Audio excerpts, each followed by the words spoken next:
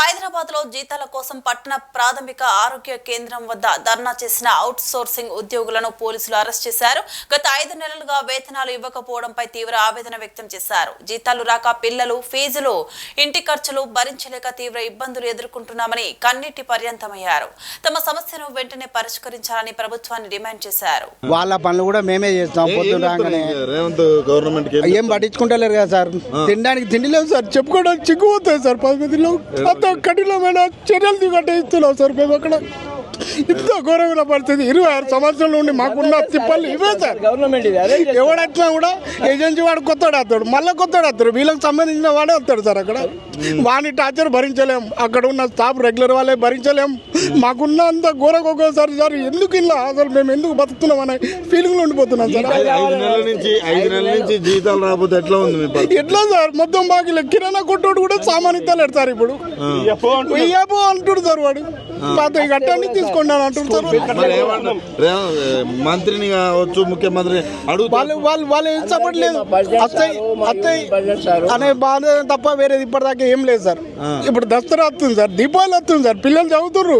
ఒక్కొక్కళ్ళకి ఫీజులు కట్టలేకపోతున్నాం sir. School కుట్టుండి పంపిస్తున్నారు సార్ బయటకి. ఘోరమైన పరిస్థితి సార్. ఎవరికి చెప్పుకుంటారు సార్? ఎవరు న్యాయం చెప్తలేడు. ఇంకా కొంత ఘోరమా సార్. తిండి కూడా లేదు సార్. అది కూడా కష్టమే సార్. అతి కష్టం. మేము చేసేది 15,000 12,000 జీతంకి ఏమవుతుంది సార్ మాకు? అది కూడా ఇస్తలేరు. అది కూడా చక్కగా వస్తలేదు సార్. అది ఘోరం సార్. పిల్లలు అయితే బయట మరి ఇప్పుడు బయటకు వెళ్ళి కొడితే ఎట్లా చదువుకుంటారు? మరి వాళ్ళు బతిలాడుతున్నాం సార్. ఇంటికాడ ఉంటున్నాం. వారం రోజులు పోయి కాలు పట్టుకుంటున్నాం సార్. రేపు వస్తే ఎల్లుండి వస్తే ఇంకో నెల ఇట్లాంటి పరిస్థితి సార్ మాది. ఇంత ఘోరంగా మేము ఎన్ని రోజుల నుంచి చెప్తుంటే రేవంత్ రెడ్డి ఏమి స్పందన ఎవరు పట్టించుకోలేదు సార్. ఏ స్పందన లేదు, ఏం లేదు. చేస్తే చేయండి, లేకపోతే బంద్ కానీ. కాంట్రాక్టర్ అక్కడికి వెళ్ళి ఏజెన్సీ వాళ్ళు తీసుకున్న వాళ్ళు చేస్తే చేరాబాయి, లేకపోతే బంద్గా అంటాడు. 5 నెలలు ఇది రన్నింగ్ నెలలు. 5 నెలలు రన్నింగ్ నెలలు. ఎంఏనో పని చేస్తా. 5 నెలలు జీతం లేదు. మా పిల్లలు ఉన్న 4 స్కూల్లో చదువుతారు. రూమ్ కిరాయి వెళ్ళాలా? మా బతికి ఈ వయసులో కూడా ధర్నాలకు వస్తున్నావు. కొట్టాలంటే అందరు యూనియన్ ప్రెసిడెంట్ చెప్పిండు రమ్మని అందరికి. బాకీలు తీసుకొని వచ్చినాం. పైసలు లేకుండా, బండి కిరాయి లేకుండా ట్రైన్ తోనే వచ్చినాం. 15 మంది వచ్చినాం. 15 మంది జీతాలు లేకపోతే ఎట్లా గడుస్తుంది? ఏం చేస్తాం? ఆడ బాకీలు చేసి గడుపుతాం.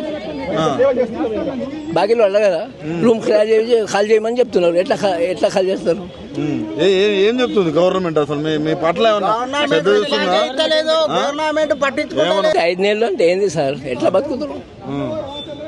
ఎట్లా బతుకు చెప్పండి. అంటే మీరే వెన్నుముక లాంటి వాళ్ళు. ఎందుకంటే మీరు రోజు డ్యూటీలు చేస్తేనే ప్రజలు కూడా మంచిగా ఉంటారు. రెగ్యులర్ వాళ్ళు కరెక్ట్ జీతం వస్తుంది. మాకు అవుట్ సోర్సింగ్ వాళ్ళకి ఎందుకు రాదు? మళ్ళీ అలా కింద పడి జీతం చేయాలా? మేము వాళ్ళు పని చేస్తారు అంతే, మేము కూడా అంతే పని చేస్తాం. వాళ్ళకన్నా ఎక్కువ పని చేస్తాం. పోస్ట్ మాస్టర్ చేస్తాం, ఏమేమో చేస్తాం. గలీజ్ పనులు మొత్తం మేము ఇద్దరం ఉంటున్నారు. మాది గలీజ్ పనులు అన్ని చేసే మేము జీతాలు మాకు కావాలని వచ్చినాం. వస్తే మాకు మా యూనియన్ ప్రెసిడెంట్ సార్కి వాళ్ళకి అరెస్ట్ చేసి పోలీస్ స్టేషన్ తీసుకుపోవడం పద్ధతి. అది మేము మా పరిస్థితి చెప్పేందుకు వచ్చినాం. మాకు జీతాలు కావాలా? మాకు ఎంత వస్తే అంత జీతం ఇవ్వండి. మాకు ఎక్కువ ఇస్తే ఎప్పుడు దేవుడు ఎప్పుడు ఇస్తే అప్పుడు కనుక్కుంటారు. కానీ మాకు అచ్చడి జీతం ఇవ్వండి అని వస్తే అరెస్ట్ చేసి తీసుకుపోతున్నారు. మేము ఏమైనా లొల్లి చేస్తున్నామా? గవర్నమెంట్కి ఏమైనా కొడుతున్నామా? అడిగేది మా జీతమే పెంచుతాని 2 సంవత్సరాలు. అవుట్ సోర్సింగ్ ఉద్యోగులకు హాస్పిటల్ ఎక్కువ పనిచేసేటప్పుడు వాళ్ళే అని రేవంత్ రెడ్డి ఫస్ట్ మాట అదే చెప్పిండ్రు. మేము గెలిపించింది తప్పు అయిపోయింది కాంగ్రెస్కి అంతే.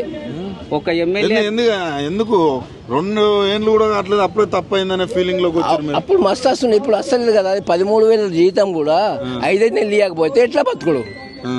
మాకు 19,500 మాకు గవర్నమెంట్ ఇచ్చేది. కటింగ్ కాంట్రాక్ట్ పెట్టి ఆ కాంట్రాక్ట్ దోచుకొని కమిషన్ వాళ్ళు దోచుకొని మాకు రాక అవి అచ్చటి కూడా ఇవ్వమని చెప్పి మేము ధర్నా చేస్తే అరెస్ట్ చేసుకుంటే ఎంతకన్నా సన్యామం ఇది మేము చెప్తున్నాం అంతే.